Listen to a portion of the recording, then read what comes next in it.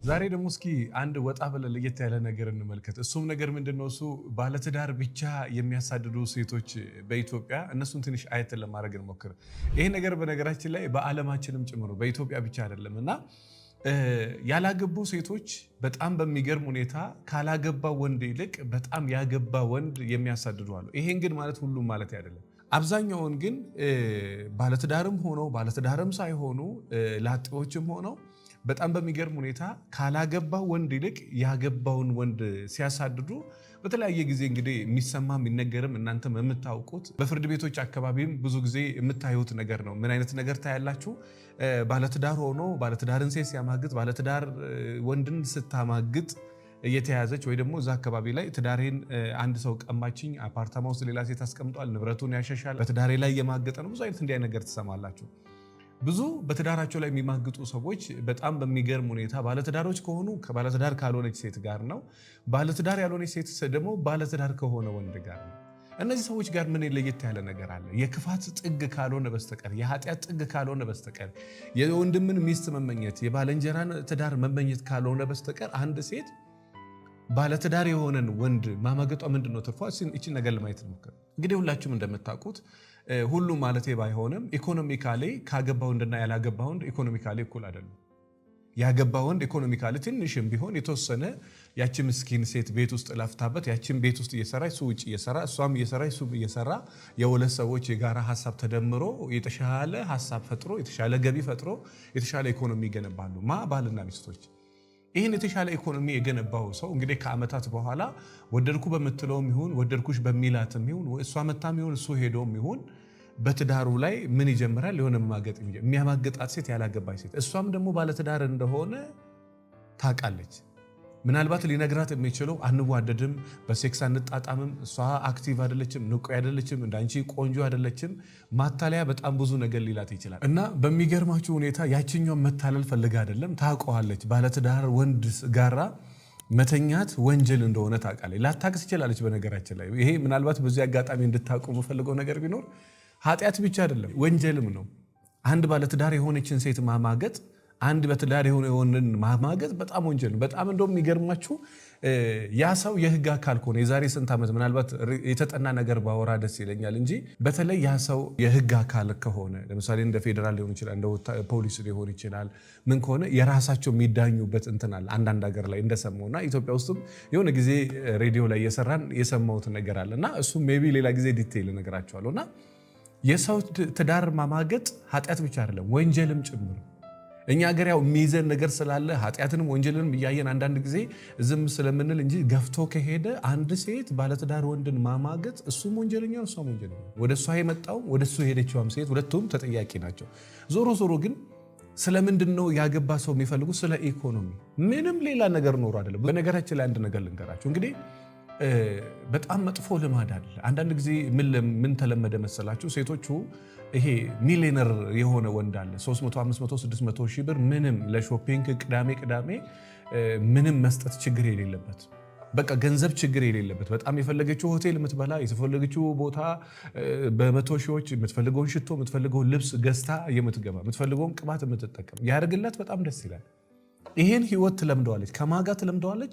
ከአይሆኑ ሰዎች ጋር ትለምደዋለች። ከሚሆን ሰው ጋር የሚለምዱ ሰዎች አሉ፣ ከማይሆኑ ሰዎች ለምሳሌ ባለትዳር ከሆነ ጋር፣ በእድሜ ከማይመጣጡ ጋር፣ በበሽታ ከተያዘ ሰው ጋር ወይ ሴክስ ምንም ማድረግ ከማይችል በቃ ኢንጆይ ለማድረግ ብቻ ከሚፈልጋ ሰው ጋር ይሄንን ህይወት ትለምደዋለች። ከዛ በኋላ ምን ሀፕን ያደርጋል?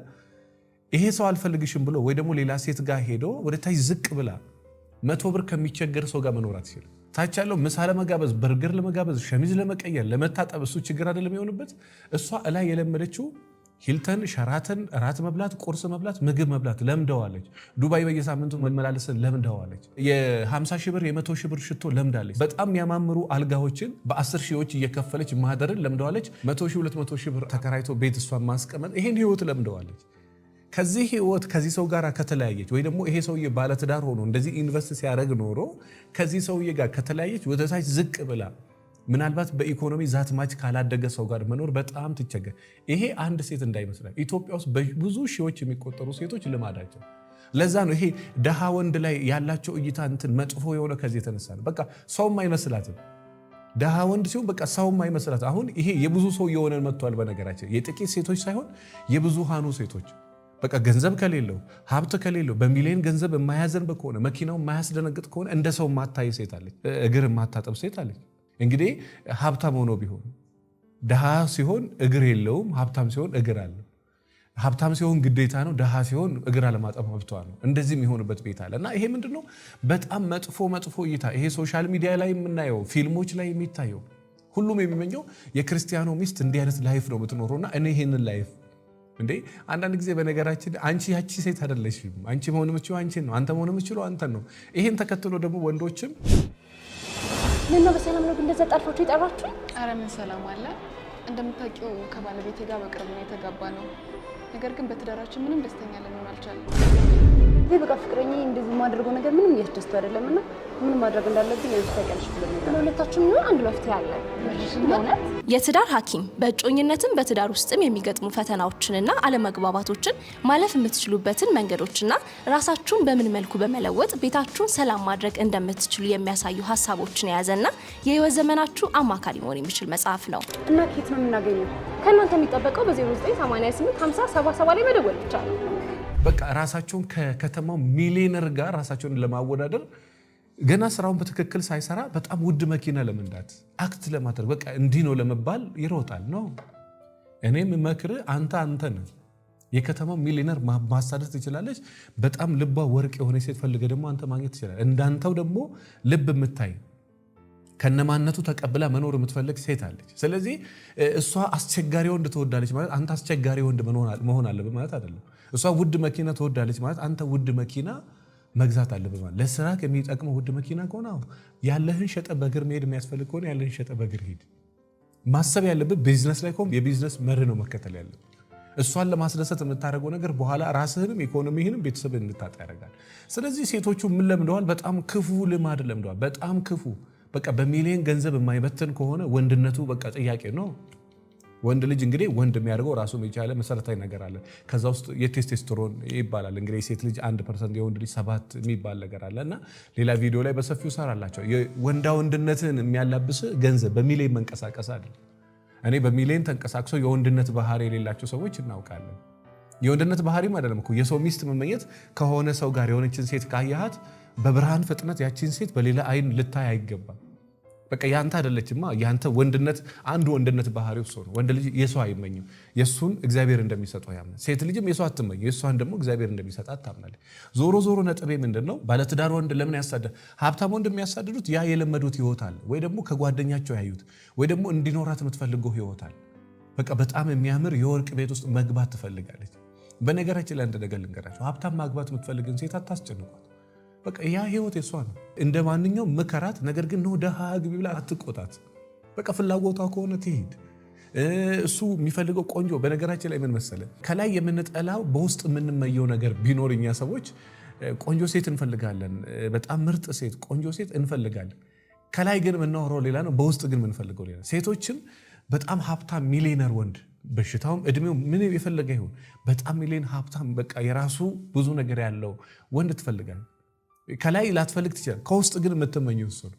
ከላይ የምናወራውና ከውስጥ የምንመኘው ነገር ይላል። ይሄ ሁለት ባህሪ ያለው እንስሳዊና ሰዋዊ ባህሪ ያለው እንደሚባለው ከላይ የምንፈልገው ሌላ ነው፣ ከውስጥ የምንመኘው ደግሞ ሌላ ነው። ማንም ወንድ ቆንጆ ሴት ቢያገኝ ይጠላል? አይጠላም። ድንግል ሴት ቢያገኝ ይጠላል? አይጠላም። ሴቷ ሚሊዮነር ወንድ ብታገኝ ጠላለች? አትጠላም። ከላይ ቆንጆ ብናገኝ ማናችንም አንጠላም። ይሄ ከውስጥ የምንመኘው ከላይ የምንጠላው ነገር ነው እና ስናስመስል ነው እንደዛ ምንለው ለማለት ያህል።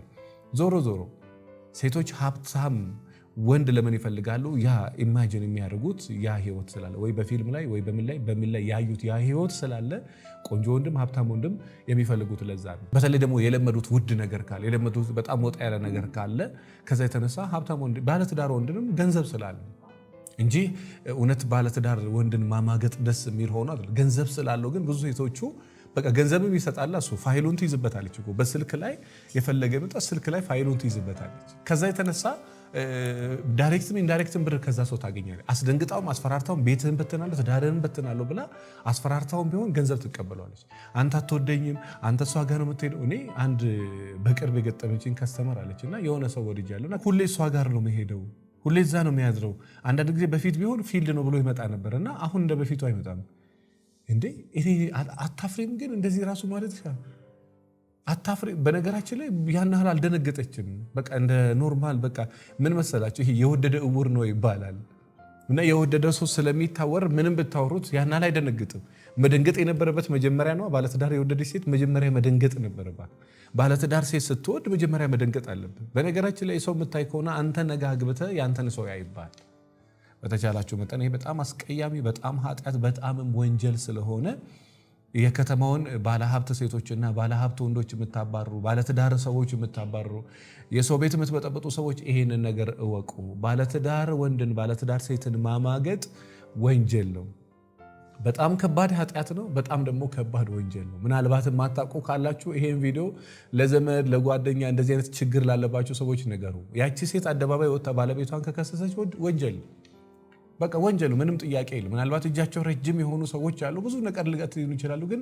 እሱ ለነሱ ተተን ግን ወንጀል ስለዚህ በተቻላችሁ መጠን ባለትዳር የምታሳዱ ሴቶች ትንሽ ሰብሰብ በሉ ምክንያቱም ነገ ባንቺ ህይወት ይሄው ራሱ ነው የሚሆነው የዘራሽውን መልሰሽ ታጭዳለሽ ነገ ካገባሽ ደግሞ በጣም አደገኛ የከተማው ማጋጭ ሰው ነው የምታገቢው ለምን አንቺ ያንን ነው ስታረጊ ነበር አንተም ካገባ ነገ ማጋጭ ሴት ነው የምታገባው ለምን ብለህ ብትል አንተ ያንን ነው ስታረጊ ነበር የሰው ትዳር የምታማግጥ ከሆነ ነገ ደግሞ አትነግርህም ያንተን ግን እኔ ምን አውቃለሁ መሰላችሁ በጣም ጨዋ ከሶፍት የለሰለሰች ሴት በትዳሯ ላይ ማግጣ እንደዚህ ብታዩት በታሪክ እቺ ትማግጣለች አትሉ እሱን አይታችሁት አንተ ነው የምትማግጠው ነው የምትሉት ባልና ሚስቱን አይታችሁ ግን ከአንዴም ሁለቴ ሶስቴ ከወንድ ጋር የተያዘችው ማነት እሷ ሲታዩ በታሪክ የማይመስሉ በቃ ጨዋ እኔ በፕሮቴስታንትም በእስልምናው በኦርቶዶክስም በጣም ጨዋ የሚመስሉ በጣም ልስልስ ያሉ ሴቶች አይቻሉ ግን በትዳራቸው ላይ የሚማግጡ በጣም ልስልስ ያለው ይሄማ መንፈሳዊ ነው ይሄማ የመስጊድ ይሄማ የቸርች ይሄማ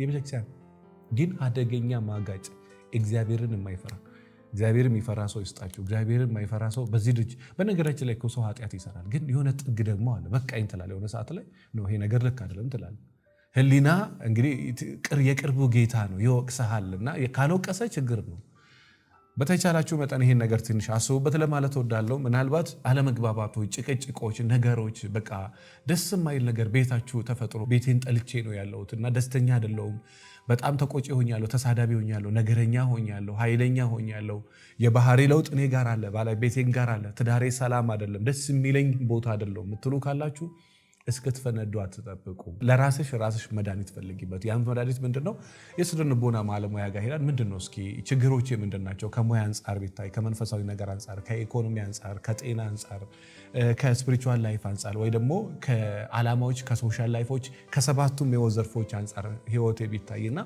ከሙያ አንፃር በማከርና ቤቴን ሰላም ትዳሬን ሰላም ባደርግ ብላችሁ አስቡና ሚያዝያ 1 የሚጀመር ስልጠና አለ ክፍለ ሀገርም አዲስ አበባም ውጭ ሀገርም ያላችሁ ባልና ሚስቶች መኝታ ቤታችሁ ገብታችሁ ማንም ሳይሰማችሁ በሳምንት 2 ቀን ለአንድ ሰዓት ኦንላይን ስልጠና በመውሰድ አንተም ችግርህን የምታይበት ነው እሷም ችግሯን የምታይበት ነው አንቺም ራስሽን የምታስተካክይበት ነው አንተም ራስን የምታስተካክልበት ስልጠና ነው ይሄ ስልጠና እንዳያመልጣችሁ የሚገርም ሰላም ቤታችሁ ላይ ታዩበታላችሁ ይሄን ቪዲዮ ለዘመድ ለጓደኛ ለቤተሰብ ሼር አድርጉላችሁ በዚህ ጉዳይ ላይ ሐሳብ አስተያየት ካላችሁ ኮሜንት ላይ አስቀምጡልን የ10 ዓመት የ20 ዓመት የ30 ዓመት ትዳር ያላችሁ የኔ የትዳር ታሪክ አስተማሪ ነው መካሪ ነው እናንተ ጋር መጥቼ አንዳንድ ነገር ቢል አንድ ምስኪን ሴትን ትዳሯን ከመፍረስ ባሏን ከማጣት ሚስቱን ከማጣት ይታደጋል ብላችሁ የምታስቡ የረጅም ጊዜ ኤክስፒሪየንስ ካላችሁ ኤክስፒሪየንሳችሁን ወደ መልእክት መታችሁ ሼር ማድረግ የብዙ መቶ ሺዎችን ባልና ሚስቶች ህይወት መታደግ ትችላላችሁ እንዲሁ ዘውትር ማክሰኞ ነፃ ስልጠና አለ እንዳያመልጣችሁ አድራሻችን መገናኛ ስለሺ ህንፃ 3ኛ ፎቅ ቢሮ ቁጥር 311 ነው